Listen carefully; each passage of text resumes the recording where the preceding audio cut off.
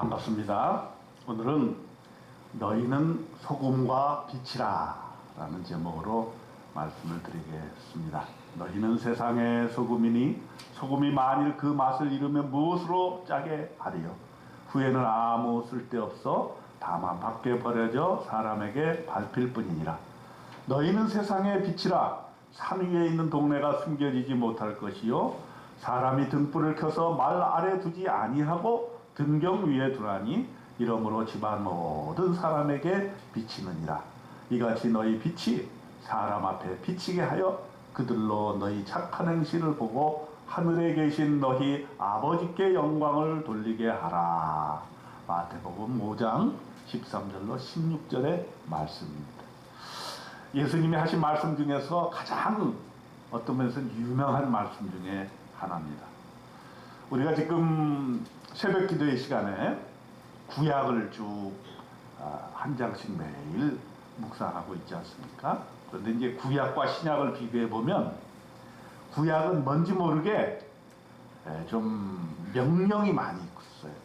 명령이 많이 있고 또 율법, 법이 많이 있어요. 또 심판, 그 법을 지키지 않으면 이런 벌을 받는다, 심판받는다. 그렇기 때문에 구약은 좀 무서운 하나님, 또 법적인 그런 하나님, 이런 것이 많이 느껴집니다. 근데 신약으로 오게 될 것 같으면 예수님이 말씀하시는 걸 보게 될 것 같으면 굉장히 긍정적이에요. 긍정적이고 낙천적이고 밝습니다. 오늘 이 말씀도 너희는 세상의 소금이다. 한번 해봅시다. 나는 세상의 소금이다. 나는 세상의 빛이다. 여러분, 이게 얼마나 참 우리로 하여금 자존감이 높아지게 하는 말씀입니까? 세상의 소금과 빛이라고 선언을 하신 거예요. 너는 그렇기 때문에 그렇게 살아라. 이렇게 오늘 우리에게 말씀해 주시고 있는 것인데, 세상이 어려울수록 이 말씀은 우리에게 크게 와닿지 않나 이런 생각이 듭니다. 첫째, 세상의 소금이라고 그랬어요. 자, 소금은 여러분들이 너무나 잘 알잖아요. 소금은 제가 좀 공부를 해봤더니 6,000년부터 생겨난, 인류와는 뗄 수 없는 그러한 하나의 그 조미료고 또 음식이고 또 물건이었습니다. 의학적으로 보면 이제 무기질인데, 요 소금이 없게 되면 병이 생기는 거예요. 소금이 우리 인체에도 매우 중요한 역할을 하게 됩니다. 요즘 물론 이제 너무 소금이 과다해서 고혈압이나 당뇨나 이런 것이 많이 있고, 우리나라 음식 중에 뭐 김치라든지 장류라든지 이런 것에 소금이 많아서 소금을 적게 먹어야 된다, 이런 선생님들이 이렇게 얘기를 하지만, 실제로 소금이라고 하는 것은 우리의 인체에서는 없어서는 안 될 아주 귀중한 것이다, 이렇게 얘기를 할 수 있겠어요. 어제 우리 사모가 이제 갈치를 하나 이렇게 구워줬는데, 그 갈치를 구울 때 그냥 구우면 맹맹하잖아요. 근데 갈치를 이렇게 조리할 때 소금을 거기다가 이렇게 치면은 짭조름하니 그 간이 들더라고요. 그래서 맛있게 먹었어요. 그런데 이 조미료 중에서 소금이 없게 되면 얼마나 맛이 없는가 하는 것이 예수님께서 우리에게 말씀하시는 바예요. 소금은 원래는 짜야 되는데, 짜야 제맛인데, 짜야 조미료의 역할을 하는데, 짜지 않으면 그 역할을 감당할 수 없다, 이렇게 보는 거예요. 그러면 우리가 소금이라고 할 텐데, 소금은 맛을 내야 된다는 거죠. 자, 어떻게 하면 소금의 맛을 낼 수 있겠습니까?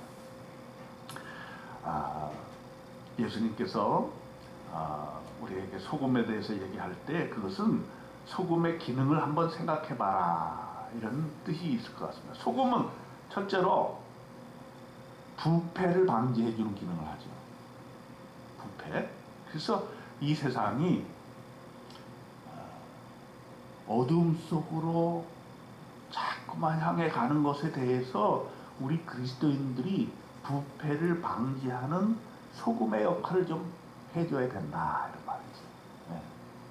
요즘 그 뉴스들이 많지 않습니까? 우리나라가 경제적으로는 많이 성장을 했어요. 그런데 하나 선진국에 비해서 많이 떨어지는 성적표가 있는데 그게 뭘까요? 다른 나라보다 많이 떨어져.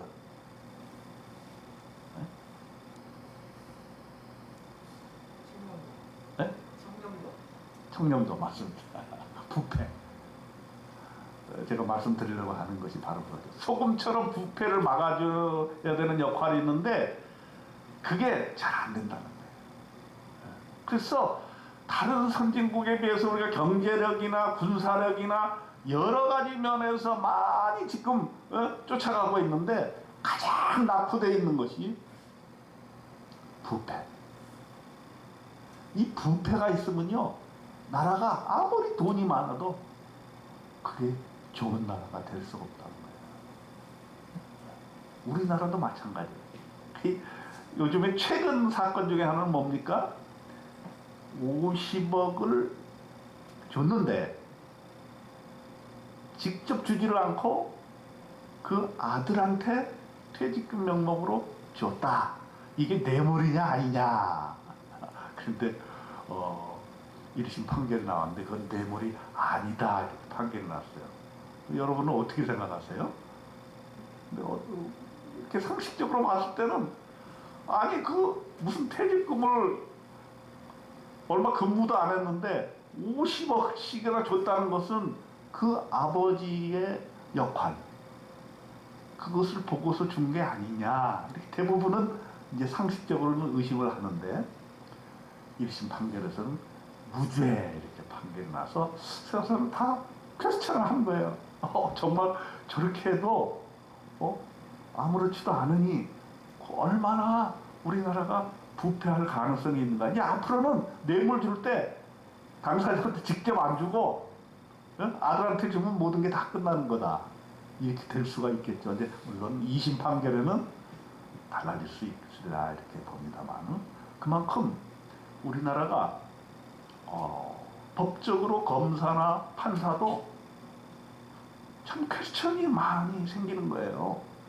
어떤 분들은 아이 그 뇌물을 받은 사람이 같은 판사하고 법조계에 있는 사람이니까 제 식구 감싸기 때문에 그건 죄로 인정을 안 하고 그냥 자기들끼리 울적 넘어가는 게 아니냐 이렇게 이제 얘기를 하고 정말 힘이 없고 돈이 없고 이런 사람들은 법에 의해서 너무나 큰 고통을 받습니다.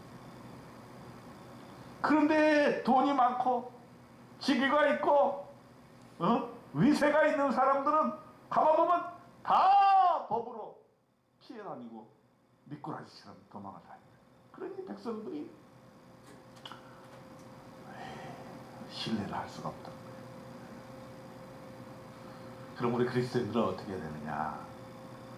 이렇게 부패해 가고 있는 나라의 그 부패를 방지할 수 있는 소금의 역할을 좀 해줘야 되겠다.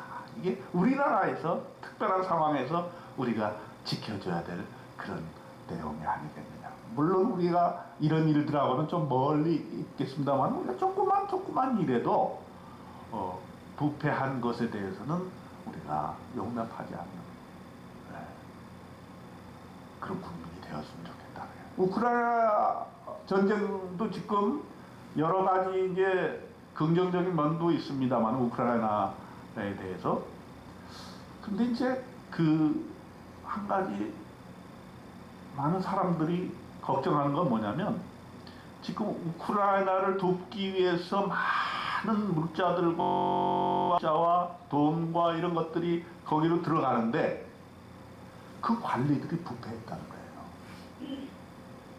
그래가지고 그 돈이 정당하게 정의를 위해서 쓰여지고 전쟁 평화를 위해서 쓰여져야 되는데 그게 개인의 호주머니로 들어가는 것을 굉장히 국제사회가 우려를 하고 있고, 그래서 젤렌스키 대통령이 몇 사람 또 잘라냈잖아요. 근데 그래가지고 되겠느냐. 그 깊이 뿌려박혀 있는 그 부패의 사슬들을 물리칠 수 있겠느냐 하는 거죠. 제가 예전에 우리 글로벌 비전에서 라오스 이렇게 해서 이제 그 사역지를 한번 목사님들과 함께 가본 적이 있어요. 가장 인상적인 것이었던 게 뭐냐면,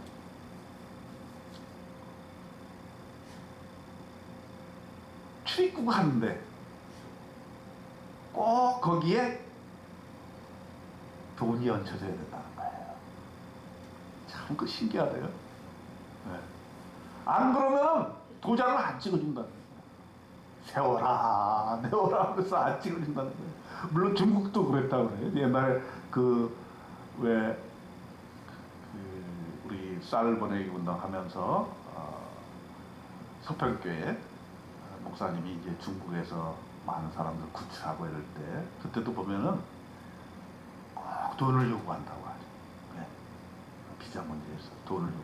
그러니까 이게 나라가 건강하냐, 또 정말 선진국에 들어갈 수 있느냐 없느냐는 얼마나 그 부패하느냐, 부패하지 않느냐, 여기에 많이 달려있다, 이렇게 볼 수가 있는 것이죠.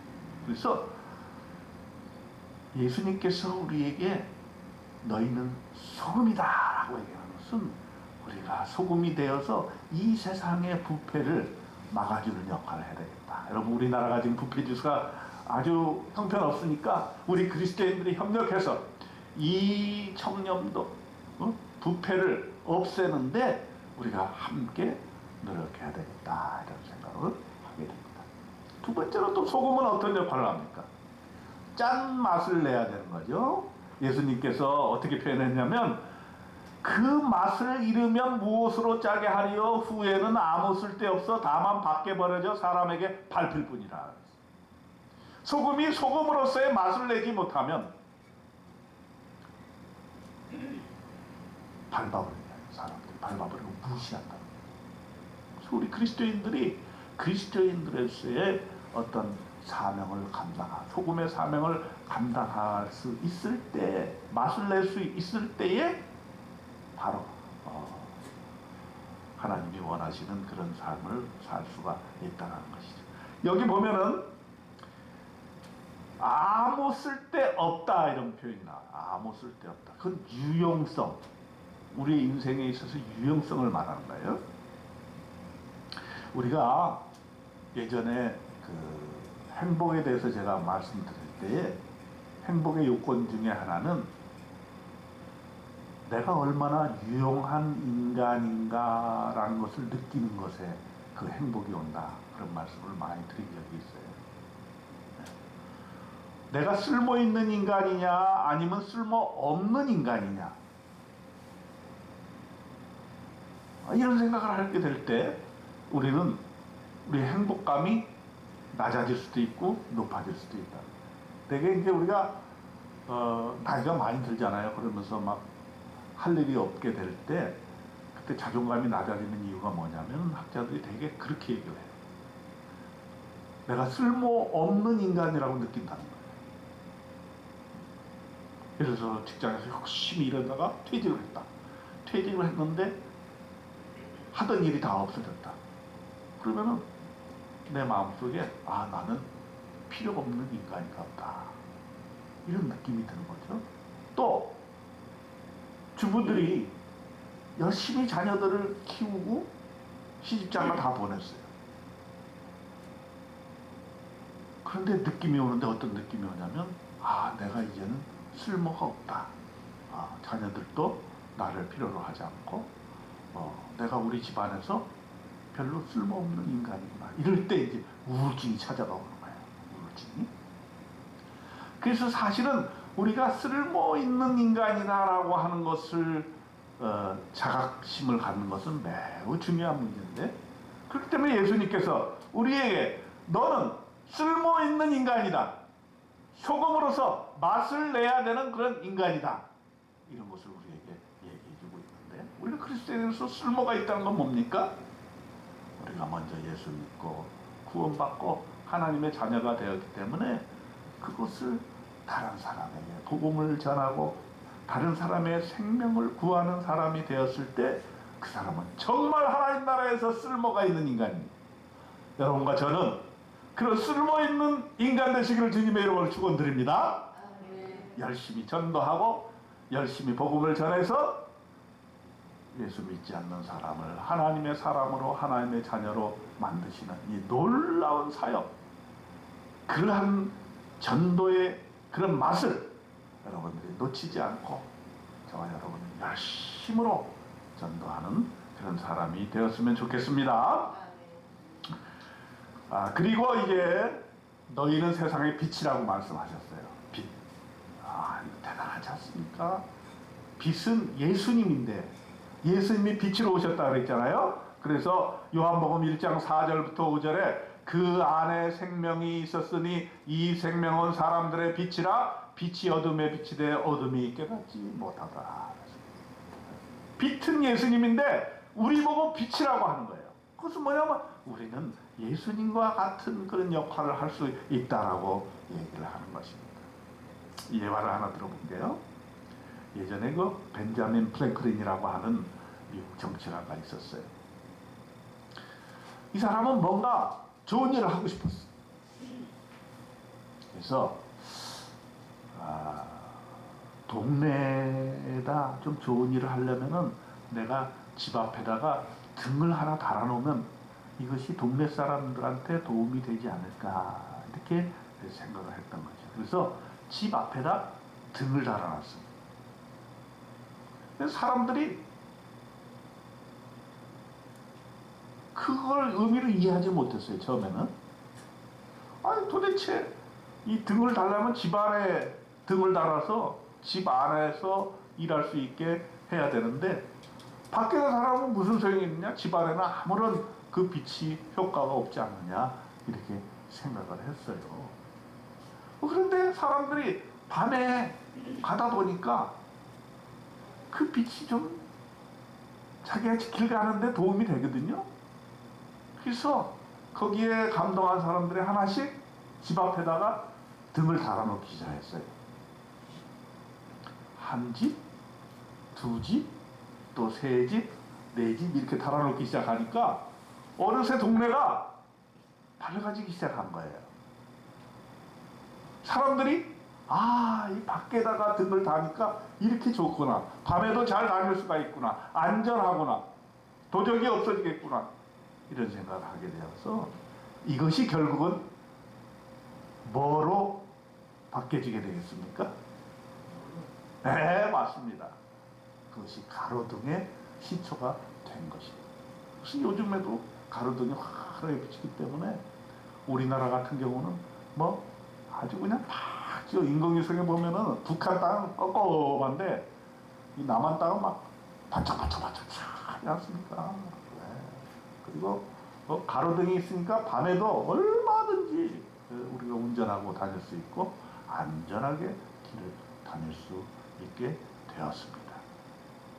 그래서 덕분에 우리가 이번에 성탄절날 가로등 배너를 만들어갖고 성탄절을 축하했죠. 우리 마포에 있는 교회들이 같이 협력해가지고 길거리에다 쫙 이번에 처음 해봤는데 성도님들이 아주 좋아하시더라고요. 아주, 그리고 내년도에는 좀 더 이렇게 해보자, 이런 얘기들을 많이 하시더라고요.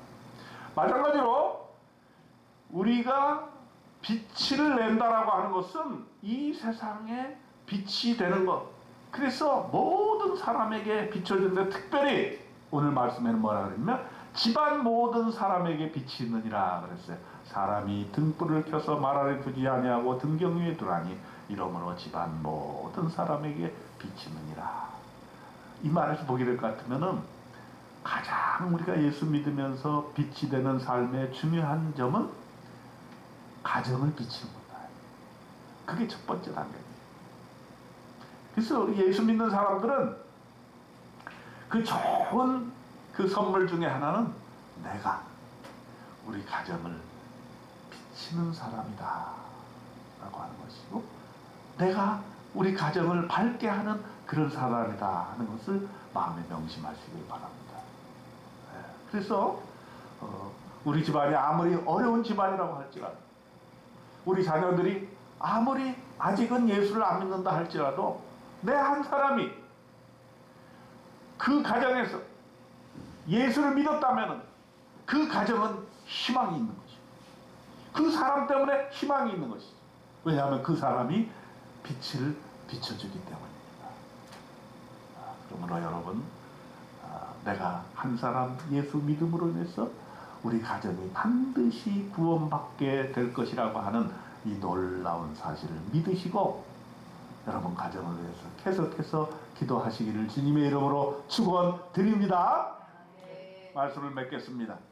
소금과 빛이 되어 사는 것이 오늘날 지금 이 순간에 어떻게 사는 것을 의미하는 것입니까? 아마도 우리의 구체적인 삶의 현장에서 적용할 수 있는 것은 다양하지만 몇 개를 생각해 보도록 하겠습니다. 첫째는 어디서나 남에게 유용한 존재가 되는 것입니다. 여러분의 삶의 현장에서 어떻게든지 내가 다른 사람에게 도움이 되고자 한다면, 가정에서 다른 사람에게 도움이 되고, 또 직장에서 다른 사람에게 도움이 되고, 사회에서 다른 사람에게 도움이 된다면, 이 갈수록 어두워지는 이 세상에서 참으로 희망과 용기를 주는 그러한 사람이 되어질 수 있고, 또 그러한 영향력을 다른 사람에게 끼칠 수 있다, 이렇게 생각합니다. 그리고 또한 우리가 소금과 빛의 역할을 한다는 것은 낙관적인 태도를 가지고 다른 사람에게 희망을 주는 그런 사람이 돼야 한다는 것입니다. 누구나 지금 삶이 어렵다고 얘기합니다. 누구나 다 불평하고 불만하고 어두운 가운데 살고 있다고 얘기를 합니다. 그러나 우리는 반대로 더 긍정적인 사람이 되어서 소금과 빛의 역할을 감당할 수 있다면, 우리는 아무리 현실이 어렵더라도 찬송하고 기뻐하는 모습으로 다른 사람에게 영향을 끼칠 수 있고, 경쟁보다는 협력으로, 다른 사람을 업신여기기보다는 타인을 높이고 존경하는 그런 태도를 가짐으로써 이 사회를 밝게 만들어가는 그러한 놀라운 소금과 빛이 되리라고 믿습니다. 여러분, 소금처럼 맛깔나는 인생 되시기를 주님의 이름으로 축원합니다. 우리가 빛이 되어서 나아가 빛나는 인생뿐만 아니라 내 주변에 있는 사람들을 빛으로 밝게 비추는 그런 놀라운 역사를 이루시기를 주님의 이름으로 축원드립니다. 아멘. 기도하겠습니다. 하나님 아버지, 우리를 소금이라, 우리를 빛이라 선언해 주셔서 감사드립니다. 하나님, 정말 많은 격려가 됩니다. 우리가 소금과 빛이 되어 이 세상을 밝게 비출 수만 있다면, 하나님, 그처럼 멋있는 인생 어디 또 있겠습니까? 우리가 소금과 빛이 되어서 가정을 빛내고 세상을 빛내는 그런 놀라운 그리스도인의 삶을 오늘도 살아갈 수 있도록 하나님 우리를 격려해 주시고 도와주시기를 간절히 바라옵고 원하올 때에 우리 주님 예수 그리스도의 이름으로 간절히 기도드리옵나이다. 아멘.